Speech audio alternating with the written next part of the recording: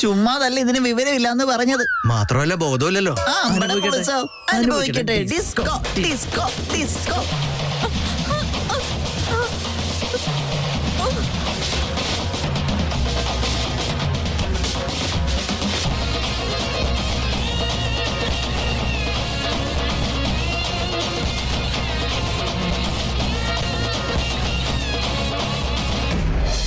എനിക്കൊരു കാര്യം പറയാനുണ്ട്. ഇതുപോലൊരു സർപ്രൈസ് തന്നതിന് ഒരുപാട് ഒരുപാട് ഒരുപാട് താങ്ക്സ്. നിനക്ക് വേണ്ടി വെച്ച സർപ്രൈസ് മുഴുവൻ കാണാതെ ഇപ്പോഴേ താങ്ക്സ് പറഞ്ഞോ? അപ്പോ ഇനിയും വേറെ ബാക്കിയുണ്ടെന്നാണോ? Of course. Follow me.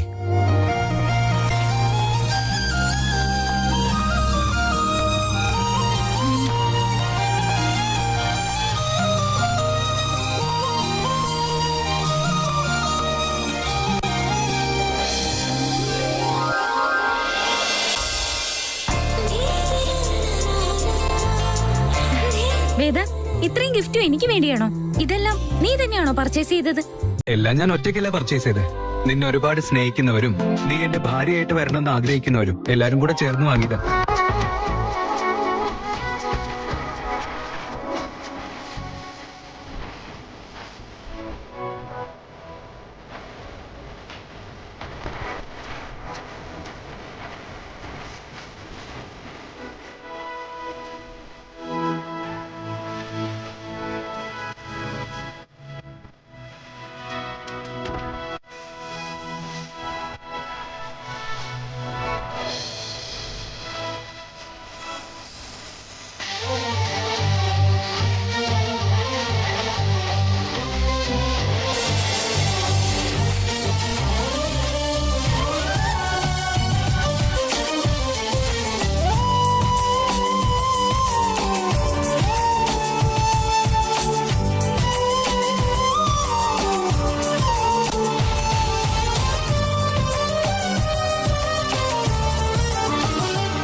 നീ എന്താ ഇങ്ങനെ നോക്കുന്നേ?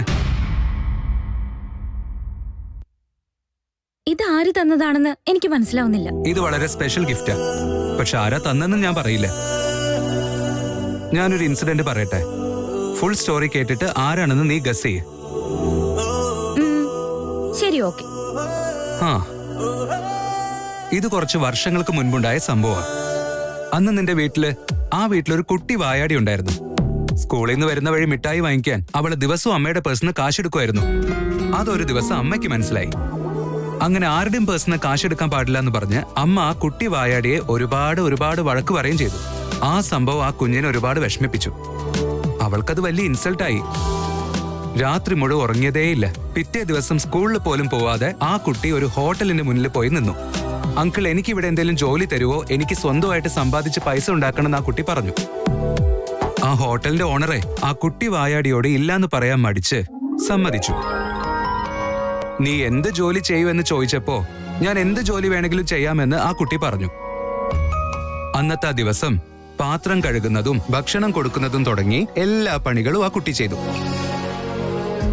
ജോലിയൊക്കെ ചെയ്ത് കഴിഞ്ഞ് എനിക്ക് ശമ്പളം വേണമെന്ന് കുട്ടി അയാളോട് പറഞ്ഞു.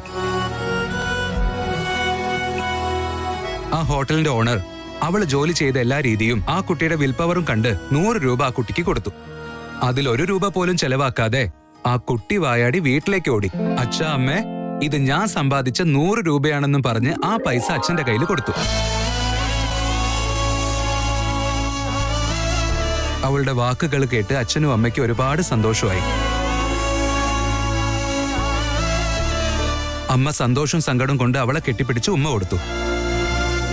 അച്ഛൻ അത് മകളുടെ ആദ്യത്തെ സമ്പാദ്യം എന്ന നിലയിൽ ഇത്ര നാളും അച്ഛൻ ആ പൈസ ഫ്രെയിം ചെയ്ത് സൂക്ഷിച്ചു വെച്ചിരിക്കുകയായിരുന്നു. ഇപ്പൊ എന്റെ കയ്യിലിരിക്കുന്നതും അതേ ഫ്രെയിം തന്നെ.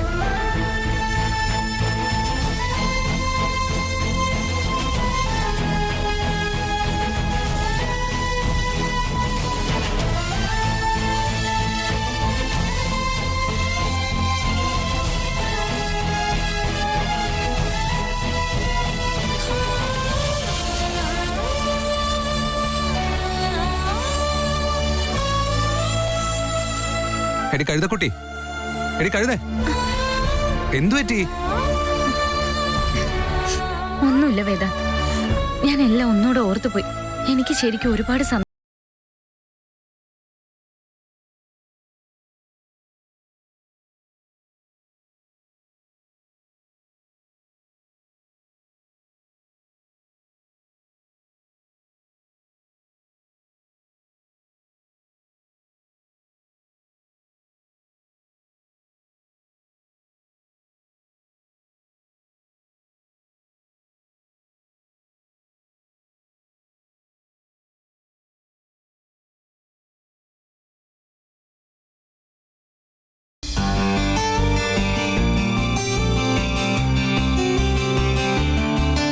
ഹായ് മോളെ, മോക്ക് അച്ഛന്റെ വക പിറന്നാൾ ആശംസ. രാവിലെ ഞങ്ങളാരും നിന്നെ വിഷ് ചെയ്തില്ല എന്ന് പറഞ്ഞ നിനക്ക് വിഷമമുണ്ടായിരുന്നു ഞങ്ങൾക്കറിയാം. ക്ഷമിക്കും മോളെ. വേദാന്തിന്റെ അച്ഛൻ അത്ര അത്യാവശ്യം എന്ന് പറഞ്ഞ് വിളിച്ചോണ്ടാ ഞങ്ങൾ അമ്പലത്തിലേക്ക് വന്നത്. വേദാന്ത് നിനക്ക് സർപ്രൈസ് തരണമെന്ന് പ്ലാൻ ചെയ്തായിരുന്നു. നീ അറിയാതെ തന്നെ ഞങ്ങളുടെ കയ്യിൽ നിന്ന് നിനക്കുള്ള ഗിഫ്റ്റ് വാങ്ങിക്കൊണ്ടാ പോയത്. നീ ആദ്യമായിട്ട് സമ്പാദിച്ച കാശ് ഞാൻ സൂക്ഷിച്ചു വെച്ചിട്ടുണ്ടായിരുന്നു. എന്തൊക്കെ പ്രശ്നങ്ങളുണ്ടായിട്ടും ആ കാശ് മാത്രം ഞാൻ ഉപയോഗിച്ചിട്ടില്ലായിരുന്നു. ഈ നോട്ട് എന്നും സൂക്ഷിച്ചു വെക്കേണ്ടതാണെന്ന് എനിക്ക് തോന്നിയിരുന്നു. ഇതിൽ നിന്റെ വിൽ പവർ ഉള്ളത്, നിന്റെ കഴിവുണ്ട്, നിന്റെ അധ്വാനമുണ്ട്. അത് പുറത്തുള്ളവർക്കാർക്കും മനസ്സിലായിന്ന് വരില്ല, പക്ഷെ എനിക്കറിയാം. നീ ഭാവിയിൽ ആരായി തീരുമെന്നുള്ള ഏകദേശ ധാരണ എനിക്കുണ്ടായിരുന്നു. നിന്നെ ഓർക്കുമ്പോൾ എനിക്ക് അഭിമാനമാണ് മോളെ. നിന്റെ വാശികളെന്നും നല്ലതിനു വേണ്ടിയായിരുന്നു. അത് മറ്റുള്ളവർക്കെന്നും ഇൻസ്പിറേഷനും ആയിരുന്നു. ഈശ്വരൻ നിങ്ങളെ രണ്ടുപേരെയും അനുഗ്രഹിക്കട്ടെ.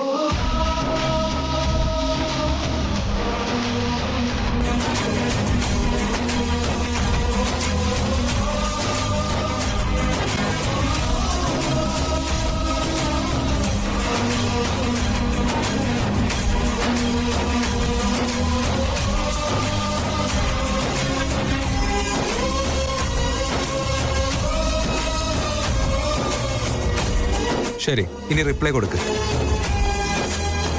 താങ്ക് യു അച്ഛാ. ഈ ഗിഫ്റ്റിന് പകരമായിട്ട് ഇനി വേറെ ഒന്നും ഉണ്ടാവില്ല. ലവ് യു അച്ഛാ.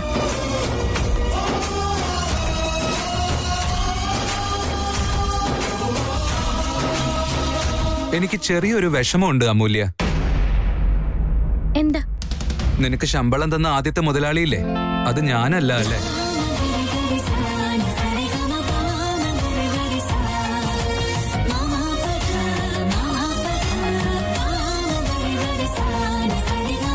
I am so proud of you വായടി.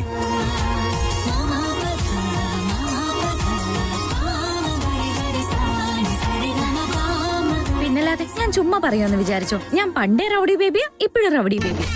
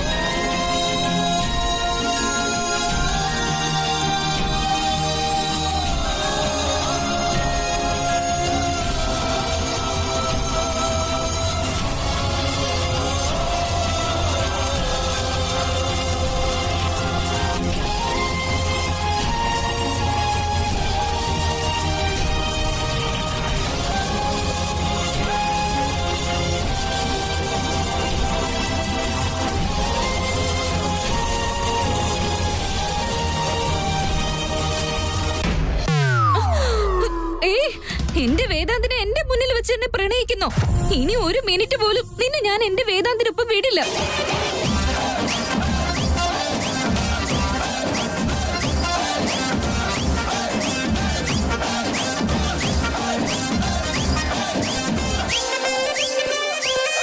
എല്ലാവരും ഇവിടെ പോയി.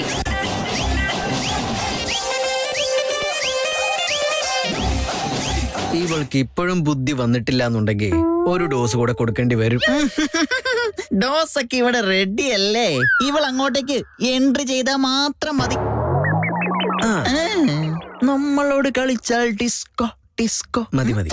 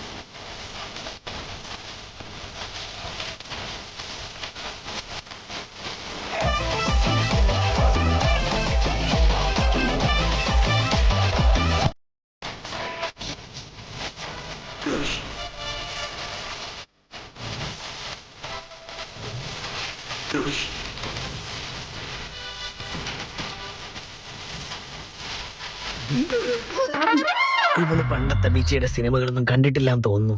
ഞാനൊക്കെ വിജയ് ഫാൻസാ, അതുകൊണ്ടാണ് വിജയുടെ ട്രിക്കൊക്കെ ഇവിടെ ചെയ്യുന്നത്. അങ്ങനെ ഇവളെ വെറുതെ വിടാൻ പറ്റില്ലല്ലോ.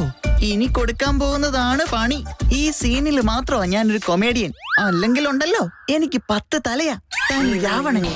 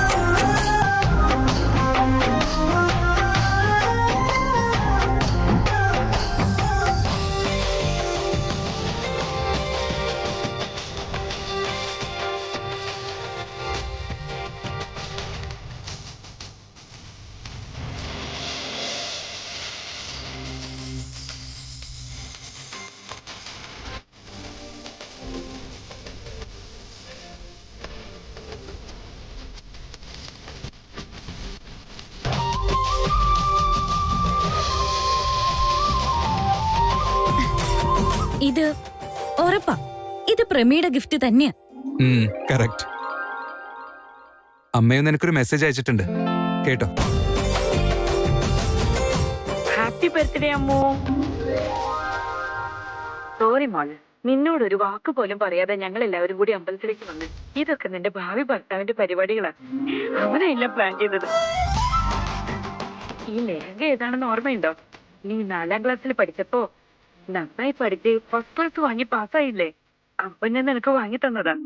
പിന്നെ നീ ഹൈസ്കൂളിലേക്ക് മാറിയപ്പോ നിനക്ക് വീണ്ടും സ്കൂളിൽ ഇട്ടുകൊണ്ട് പോവാൻ വേണ്ടി ഞാനിത് പിരിച്ച് വീണ്ടും കട്ട് ചെയ്ത് സ്റ്റിച്ച് ചെയ്തുകൊണ്ടേയിരുന്നു. നോക്ക്, നിനക്ക് ശരിക്കും ഇടാൻ പറ്റാതായപ്പോഴാ ഇതുപോലെ എനിക്ക് വേറൊരു ലെഹങ്ക വേണോന്നും പറഞ്ഞ് ബഹളം ഉണ്ടാക്കി മറ്റൊന്ന് ഞാൻ വാങ്ങി തന്നത്. അതിനുവേണ്ടി നീ 10ാം ക്ലാസ് നന്നായി പഠിച്ചിരുന്നു. നിന്റെ ഈ പിറന്നാളിന് ഈ ലെഹങ്കയാണ് ഞാൻ നിനക്ക് ഗിഫ്റ്റ് തരുന്നത്. പുതിയ ലെഹങ്ക വാങ്ങി തന്നില്ല എന്നും പറഞ്ഞ് നീ വിഷമിക്കല്ലേ മോളെ. നിന്റെ കല്യാണത്തിന് ഒരുപാട് കാശ് കൊടുത്ത് നിനക്ക് ഏറ്റവും ഇഷ്ടപ്പെട്ട ലെഹങ്ക തന്നെ വാങ്ങിത്തരാം. അതുപോലെ മോളെ അമ്മു, നീ ഇതുപോലെ തന്നെ സന്തോഷായിട്ട് 100 വർഷം ജീവിക്കണം. ഹാപ്പി ബർത്ത്ഡേ മുത്തേ.